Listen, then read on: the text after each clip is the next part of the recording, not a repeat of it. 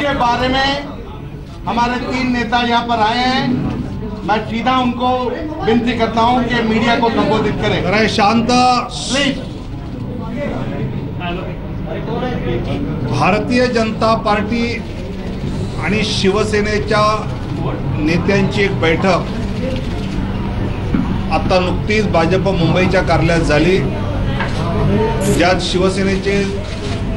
सुभाष देसाई साहेब, संजय राऊतजी, अनिल देसाई, मिलिंद नार्वेकर आणि भारतीय जनता पक्षाचे ओमजी माथुर, देवेंद्रजी फडणवीस, नाथाभाऊ खडसे, कोर कमिटीचे आम्ही सुधीरभाऊ मुनगंटीवार, पंकजाताई, आशिषजी असे सगळे आम्ही होतो। बरेच युतीच्या विषयात सातत्याने ताणाताणीचं वृत्त सगळ्यांमध्ये आहे। युती पुढे चालू राहिली पाहिजे ही मानसिकता शिवसेनेची पण आहे, भारतीय जनता पक्षाची सुद्धा आहे। त्यामुळे सातत्याने काही नवीन प्रपोजल्स ही त्यातली पुढे येत असतात, कारण एक सलग 25 वर्षाची युती तुटावी असं दोन्ही पक्षातल्या नेत्यांना वाटत नाही आणि त्यामुळे आज एक वेगळा प्रपोजल आलेला आहे। ज्या प्रपोजल विषयामध्ये आमचे जे सहकारी पक्ष महायुतीतले आहेत, स्वाभिमानी शेतकरी संघटना, RPI, राष्ट्रीय समाज पक्ष आणि शिवसंग्राम यांच्या सोबत या नवीन प्रपोजलच्या बाबत चर्चा केल्यानंतर अंतिम निर्णय होऊ शकतो आणि त्यामुळे या सहयोगी पक्षांच्या सोबत हा निर्णय आम्ही चर्चा करू, आज संध्याकाळपर्यंत घेऊ आणि त्यानंतर पुढची दिशा त्यातली ठरवू। भारतीय जनता पार्टी और शिवसेना नेताओं की बैठक आज बीजेपी मुंबई कार्यालय में हुई। इस बैठक में शिवसेना के सुभाष देसाई जी, सांसद संजय राउत जी, सांसद अनिल देसाई जी, मिलिंद नार्वेकर और भाजपा के चुनाव प्रभारी ओमजी माथुर, देवेंद्र जी फडणवीस, एकनाथराव जी खड़से, सुधीरभाऊ मुनगंटीवार, पंकजाताई, आशीष जी, मैं, हम सब थे। भारतीय जनता पार्टी और शिवसेना का अलायंस आगे चलते रहना चाहिए, ये मानसिकता शिवसेना में भी है, भाजपा की भी है और इसलिए कई अलग अलग प्रपोजल्स वर्कआउट किए जा रहे हैं, क्योंकि कांग्रेस राष्ट्रवादी को परास्त करना, उनको पराजित करना ये आम जनता की भावना है और ये ध्यान में लेकर जो नए नए प्रपोजल आते हैं उस पर हम बहुत सिंसियरली वर्कआउट कर रहे हैं। आज जिस प्रपोजल को लेकर चर्चा हुई है उस प्रपोजल की चर्चा करते समय हमारे जो साथी मित्रपक्ष और भी है, जिसमें स्वाभिमानी शेतकरी संगठना है, जिसमें RPI है, जिसमें राष्ट्रीय समाज पक्ष है, जिसमें शिव संग्राम है, इन चारों के साथ आज शाम को इस नए प्रपोजल को लेकर हम साथ मिलकर चर्चा करेंगे और उसके बाद जो होगा वो आपको हम बता देंगे।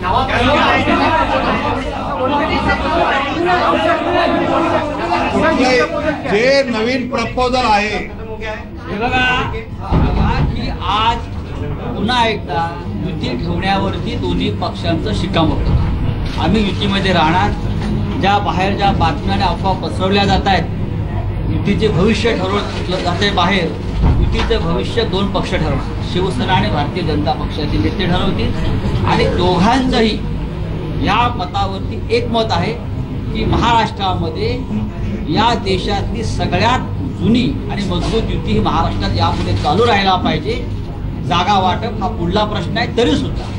सगळ्यांना सामावून घेण्यासाठी आमच्या मित्र पक्षांना सुद्धा आमच्याबरोबर अनेक नवीन मांडणी केलेली आहे, त्याच्यावरती आता आम्ही चर्चा करणार नाही। संध्याकाळी आम्ही सगळे एकत्र बसतोय आणि मला आणि भारतीय जनता पक्षाच्या आमच्या सगळ्या सहकाऱ्यांना पूर्ण विश्वास आहे युती राहणार आणि युती पुढे जाणार।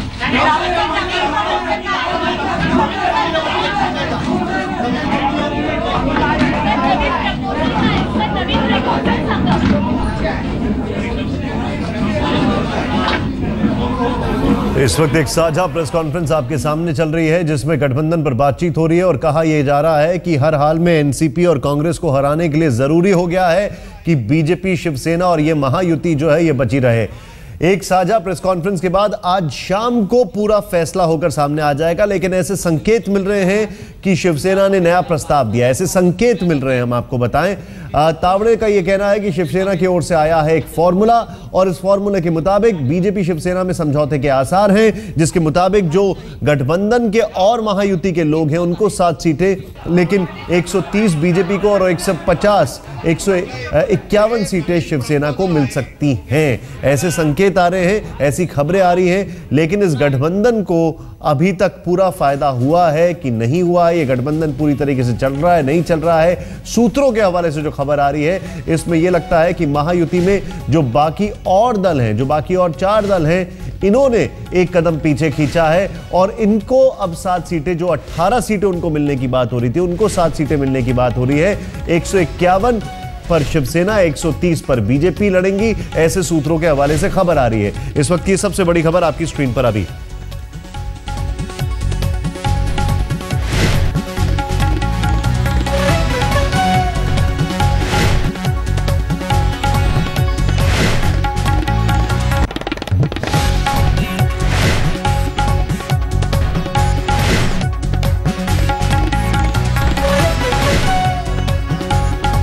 इस वक्त की सबसे बड़ी खबर हम आपको बता रहे हैं और बड़ी खबर यह है कि हमारे सामने जो अभी तक पूरी जानकारी आ रही है, सूत्रों के हवाले से जो खबर आ रही है, बीजेपी शिवसेना के अंदर जो ऊहापोह चल रही थी, जो एक झगड़े की नौबत आ रही थी, इसमें आज पहला, जिसको कहते हैं पहला एक ब्रेक थ्रू तब था जब बीजेपी की बैठक में शिवसेना के नेता बीजेपी नेता की गाड़ी में आते हैं। उसके बाद अभी जो ज्वाइंट प्रेस कॉन्फ्रेंस हुई है उसमें सीधे सीधे कहा है कि शाम को चीजें साफ हो जाएंगी। लेकिन यहां पर सबसे बड़ी बात जो आ रही है, सबसे बड़ी खबर जो आ रही है, उसके मुताबिक महायुति को बचाने के लिए, जो कि पंकजा मुंडे ने भी कहा था कि महायुति को बचाना हमारे लिए बहुत जरूरी है, और सम्मान से समाधान की जो बीजेपी बात कर रही थी, जो पंकजा मुंडे का भी कहना था, महायुति को बचाने के लिए जो फॉर्मूला सामने आया है, उस फॉर्मूले के मुताबिक जो चीजें सामने आ रही है सूत्रों के हवाले से, उसमें जो महायुति में जो बाकी 4 दल हैं उनको 7 सीटें, बीजेपी 130 और शिवसेना 151, ये फॉर्मूला बताया जा रहा है। इससे यानी एक चीज साफ होती दिखाई दे रही है, जो एक टारगेट 151, मिशन 150 का जो था, उद्धव ठाकरे बार बार कह रहे थे, वो मिशन यहां पर दिखाई देता है, उसको बचा लिया गया है। बीजेपी की जो मांग थी 130 सीटों को, उसको बचाने की मांग दिखाई दे रही है। लेकिन सवाल खड़ा यह होता है कि अभी भी मुख्यमंत्री पद को लेकर क्या कहा गया है,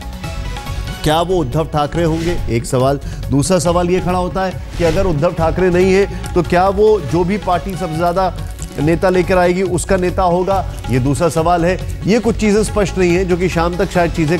पूरी तरीके से खंगाल कर बाहर आ जाएं और सारी चीजें सामने आ जाएं। लेकिन अभी इस वक्त जो बड़ी खबर है वो इस तरीके से यह है कि शायद ये समझौता जो है, शायद जो गठबंधन है, गठबंधन की जो गांठ है, वो अभी भी जो पूरा मामला है वो इस तरीके से है कि वो गठबंधन बचता हुआ दिखाई दे रहा है। यहां पर साहिल हमारे साथ है। साहिल, पूरी खबर बताएं।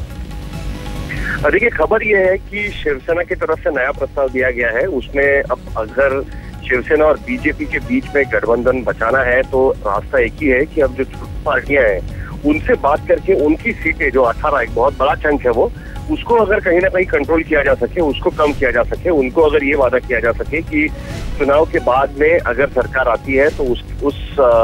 सूरत में उन्हें कोई कॉर्पोरेशन हो या फिर विधान परिषद की सदस्यता हो, उस तरीके से कुछ चीजें देकर क्या उनको सेटिस्फाई किया जा सकता है क्या, कि ताकि विधानसभा की लड़ने वाली सीटों के आंकड़े पर, क्योंकि दोनों पार्टियां अड़ी हुई है अपनी अपनी नंबर ऑफ सीट पर, बीजेपी चाहिए 150 सीट, शिवसेना को चाहिए कि वो 150 मिनिमम सीट्स पर लड़े, यानी 151 सीट का उन्होंने आंकड़ा रखा हुआ है। तो अगर 151, 130 सीटें लड़नी है तो जो छोटी पार्टियां उनके लिए 8 ही सीट बचती हैं और 4 छोटी पार्टियां हैं। ऐसे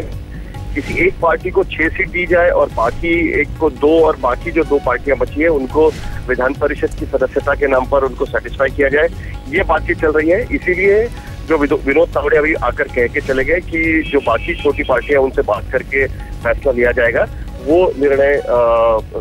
किया जाएगा उसके लिए थोड़ा रुकना पड़ेगा, क्योंकि उन्होंने भी आज की एक डेडलाइन दी थी। अब उसके बाद आखिरी जो भी कोई डिसीजन होगा वो बताया जाएगा। नहीं, यहाँ पर एक चीज है, यहाँ पर साहिल जो आप बता रहे हैं, क्या इसमें अभी तक ये साफ हो पाया है कि आखिर कौन होगा मुख्यमंत्री का कैंडिडेट, या उस पर अभी तक बात नहीं की, उस पर ये छोड़ दिया गया? ये देखिए, जो कंटेंशन का मुद्दा है, बोन ऑफ कंटेंशन है, जो जिस मुद्दे पर समस्या हो सकती है वो मुद्दे ना निकाले जाए, ये तय हुआ है। अभी केवल सीट शेयरिंग को लेकर सबसे बड़ा विवाद चल रहा था उनका, तो सीट शेयरिंग का विवाद पहले निपटाया जाए और चुनाव के बाद देखा जाएगा कि कौन मुख्यमंत्री बनेगा। एक पुराना जो फॉर्मूला था, जो बीजेपी लगातार कहती आ रही है कि जिसकी सबसे ज्यादा सीटें वो उस पार्टी का मुख्यमंत्री बनेगा सरकार बनाने की सूरत में, शायद उसी पर ही बातचीत हो सकती है। लेकिन फिलहाल सबसे बड़ा मुद्दा जो जिसकी वजह से अलायंस फॉर्मलाइज नहीं हो पा रही थी, वो सबसे बड़ा मुद्दा ये था कि सीट शेयरिंग क्या होगा। तो सीट शेयरिंग का मामला तो निपटाने की कोशिश पहले चल रही है, उसके बाद मुख्यमंत्री कौन होगा, क्या होगा, वो बाद में होगा, लेकिन वो एक मुद्दा रहेगा। फिलहाल सीट शेयरिंग का मुद्दा सुलझाने की बात की गई। एक और चीज मैं आपसे समझना चाहूंगा यहाँ पर, जो अभी तक चीजें साफ हुई हैं, ये तो मान लिया जाए साहिल कि अब गठबंधन जो है वो आगे बढ़ रहा है, क्योंकि जिस तरीके से आज शिवसेना के नेता बीजेपी के नेता की गाड़ी में आते हैं बीजेपी की बैठक में, तो मैं समझना ये चाहता हूं कि आखिर आज ऐसा क्या हुआ, ऐसा क्या डेवलपमेंट था कि एकदम से ये हृदय परिवर्तन हुआ? देखिए, कोई डेवलपमेंट नहीं था, लेकिन इतना जरूर है, जो खबर, जो जानकारी मेरे पास है उसके मुताबिक कल ओम माथुर से शिवसेना के नेता ने फोन करके बात की थी और तभी ये बात साफ हो गई थी कि शिवसेना को अब भी बातचीत करने में उनको बातचीत करनी है। दूसरी तरफ बीजेपी लगातार दबाव बढ़ा रही थी ये कह के कि शिवसेना नहीं है गठबंधन जारी रखने के लिए बातचीत करने को लेकर। आज सुबह उद्धव ठाकरे की तरफ से शिवसेना के 3 नेताओं को कहा गया कि आप संपर्क करें बीजेपी से और बीजेपी के एग्जीक्यूटिव की स्टेट एग्जीक्यूटिव की मीटिंग जहाँ हो रही है वहां जाकर एक्सचेंज ऑफ सीट्स और बाकी चीजों पर बात करें। एक नया प्रस्ताव शिवसेना की तरफ से तैयार किया गया और उसके बाद पहली बार संजय राउत को इसमें लिया गया। अब तक संजय राउत सीट शेयरिंग की बातचीत में नहीं थे, लेकिन संजय राउत, सुभाष देसाई और अनिल देसाई, ये जो 3 शिवसेना के नेता है, ये लोग विनोद तावड़े के पास गए और एक साथ एक गाड़ी में बैठकर एक मैसेज देने की जरूरत थी कि गठबंधन टूटा नहीं है, वो दिखाने की कोशिश की गई। और उसके बाद स्टेट एग्जीक्यूटिव के यहाँ पर जाकर अलग से बैठक की गई स्टेट एग्जीक्यूटिव शुरू होने के पहले, और उसके बाद हमने देखा कि अब विनोद तावड़े बात कर रहे हैं। लेकिन कुल मिलाकर ये दौर शुरू हुआ शिवसेना से, उनको पता चला कि इस तरीके से गठबंधन तोड़ना काफी मुश्किल साबित होगा और एक गलत मैसेज जा रहा है, क्योंकि उनको लग रहा है कि इस बार 15 साल की एंटी इनकम्बेंसी के बाद में और इस तरीके से लोकसभा के चुनाव आए उसके बाद एक मौका आया है, जैसे उद्धव ठाकरे कह रहे थे अपने भाषण में। साहिल, मैं आपको रोकूंगा, आपके पास वापस आते रहेंगे, आपके पास वापस आते रहेंगे, मैं रोकूंगा। बड़ी खबर आप बता रहे हैं, यानी कि खुद के हित के लिए लगता है अब इनका गठबंधन नहीं टूट रहा।